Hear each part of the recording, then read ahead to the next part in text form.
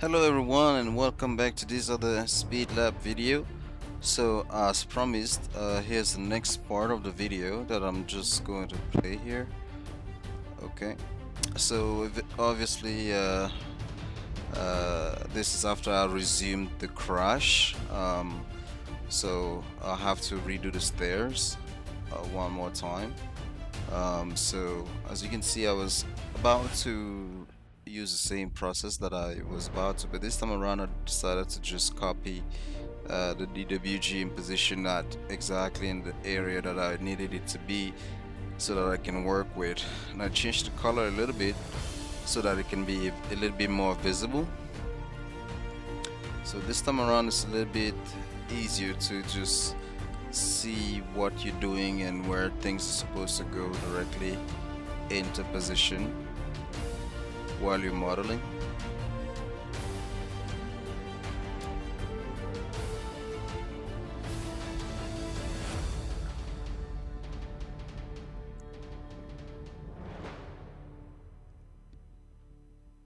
So trying to get the frames, very simple. Of course, as you can see that little discrepancy, I was trying to shift it to see if it's gonna work, but I realized that there's no point in trying to shift it. It's not exactly accurate. So I probably work with instinct on this one, where I have to guesstimate what makes more sense on the other one.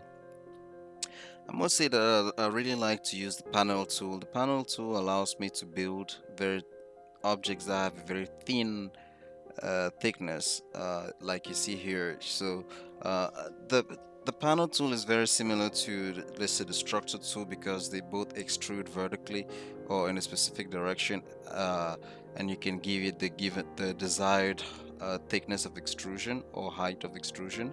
But I tend to use the structure mostly when I do things that have the height in terms of millimeters and whatnot. But when it comes to very small objects, anywhere from millimeters to even centimeters, I'll tend to use the panel tool. Like you see here, I'm using it on wood, on stairs, and so mostly things with that kind of small thickness, so to speak.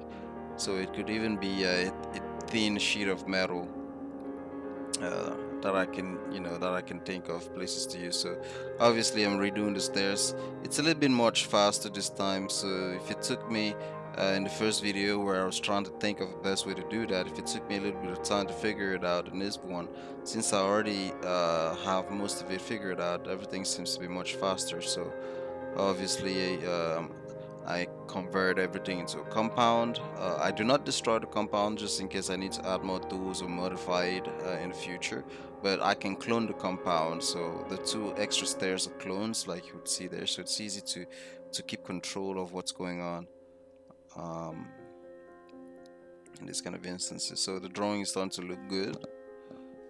Um, starting to be excited about. Starting to be excited to see it take form. Still trying to look at the different stair configuration. In some of the pictures you see that there is actually concrete stairs, so at some point we might say, well, we probably don't like the stairs, and then switch them for much more sturdier concrete stairs, but it will depend. That's the beauty of having some kind of 3D beam modeling where you can actually um, change specific places, specific objects, specific things as you wish. So here's nothing fancy. I'm just modeling and cross-checking some of the window heights. Um,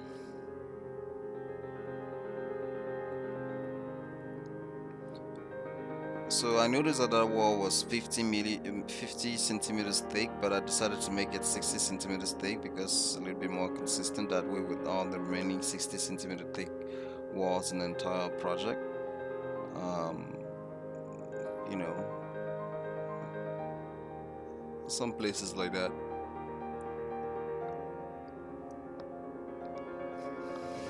Where you decide to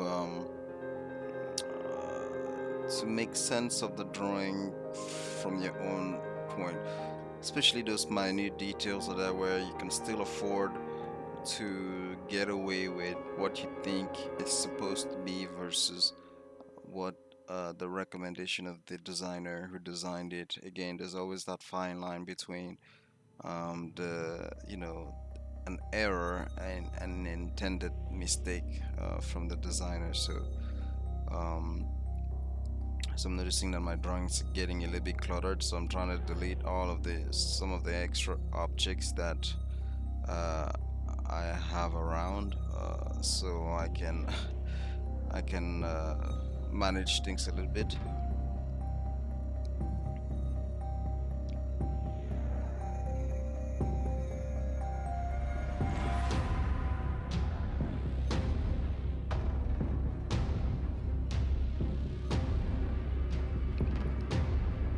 Still deleting the previous sink modeling that I used to create the sink. So here I decided to get done with the the railing. Since I haven't seen any railing description at least so far yet on the drawings, I'm not very sure what's going on the other side of the building, on the other end. So, but if there's nothing there, I might end up putting a railing there as well, but I'm not very sure yet. So I just left it as is.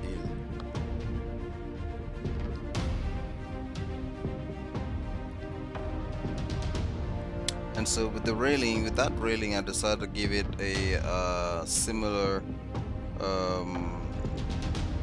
modeling design as the initial stair railing, so that the design stays a bit consistent. I didn't want to follow word for word what the blueprint was suggesting here, because it's a little bit easier to create something that's a bit more consistent with the first style of railing.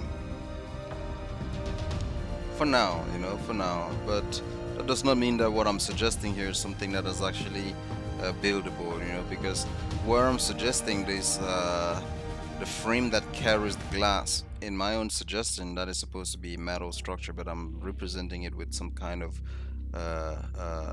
wood texture, so that's a bit misleading, but eventually I'm gonna fix that. But if that's glass, then obviously the railing can be sturdy enough. But if that's wood, I don't think that having wood that is so thin like that is going to do justice. It's going to be able to have the structural rigidity that is expected from stairs. So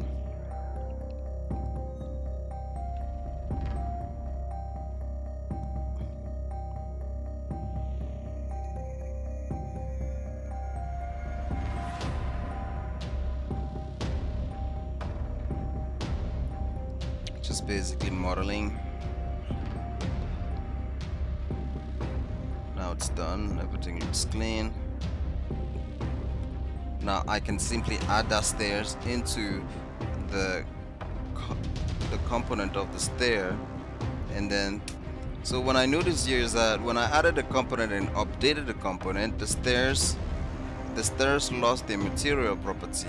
So what I had to do then instead is redo it, reclone the new stairs. So that's a very interesting detail, that when you update the component, it loses its property if it had clones.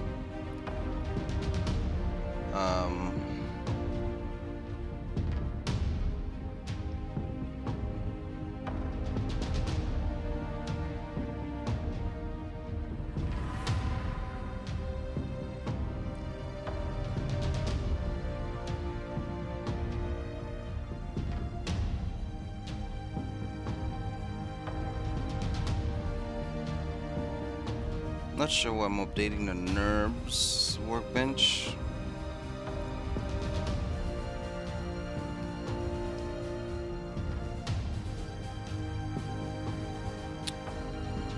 Oh, I remember. I was looking for the parts library workbench, but I couldn't find it. I remember one time I was so straightforward, but this time around I couldn't find it.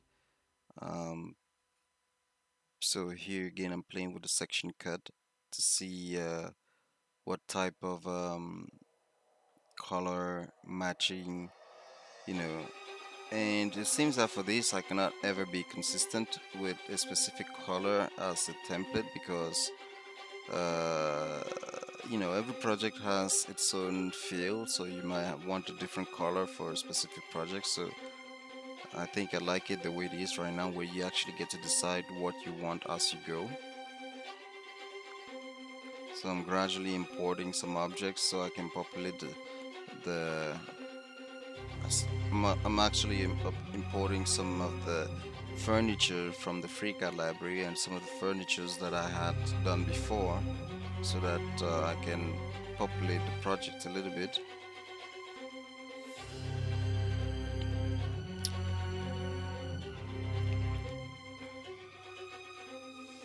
It's not so easy to force yourself to say something.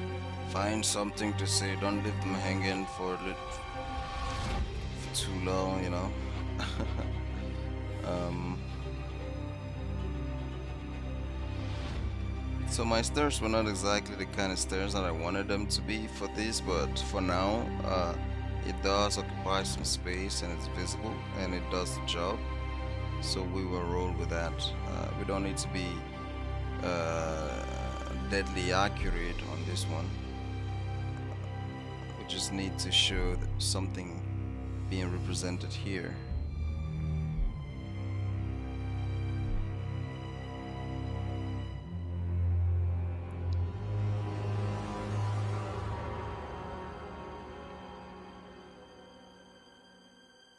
So now again, I will put that into the living room uh, component so that now it will be easier for me to just make a mirror copy of that and put a copy on the other side and just have both of them in one component, a family furniture component, so everything stays properly organized. So what I noticed here is that when I imported an object, it was in an assembly format. So it seems that you have to move the assembly format instead of moving. You have to move the objects that make the assembly instead of moving the assembly first. So this is a bit of the trouble that I was having here, trying to realign that from where it was. Another strange behavior is that I noticed that the shading mode sometimes behave in a strange way. Sometimes it goes dim, like gradually dims out, like the light does dim into the project. Maybe I'm pressing a button that dims out Freecad, like you can see here. I toggle that on again, but it was dimming out somehow. If somebody has a clue of what's causing that, I would be glad to know because I'm not sure if I'm pressing something before it dims out the light inside Freecad. Um, to reset that, I have to switch back between the modes for it to come back.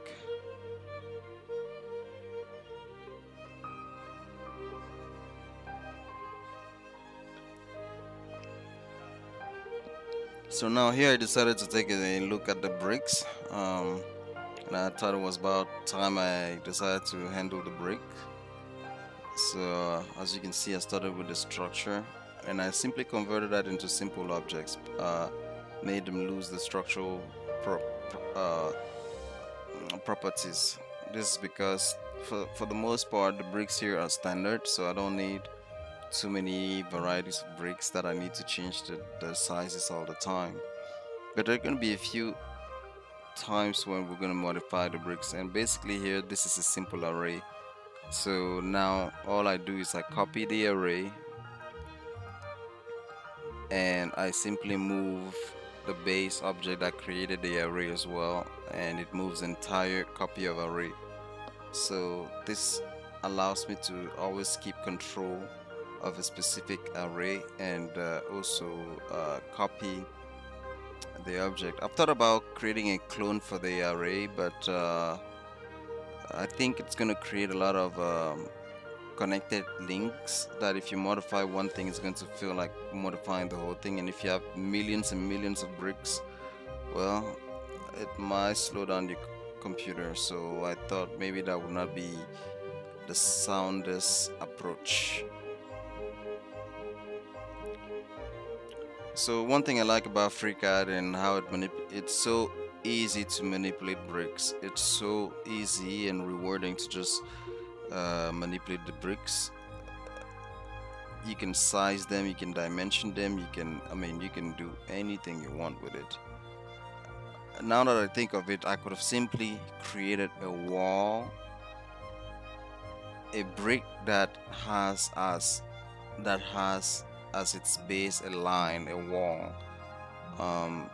It's probably going to be something to do next time, but I didn't think about it. But it would be interesting to have a brick made from a wall, a line as the base.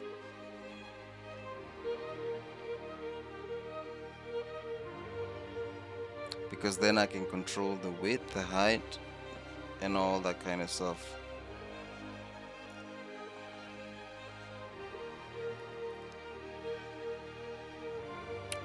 So this video is almost reaching its end. Basically, in this last part, just the end of the video, I'm just focusing on the front of this part. So in the next one, I'm going to be finishing up the remaining bricks that are left in the project.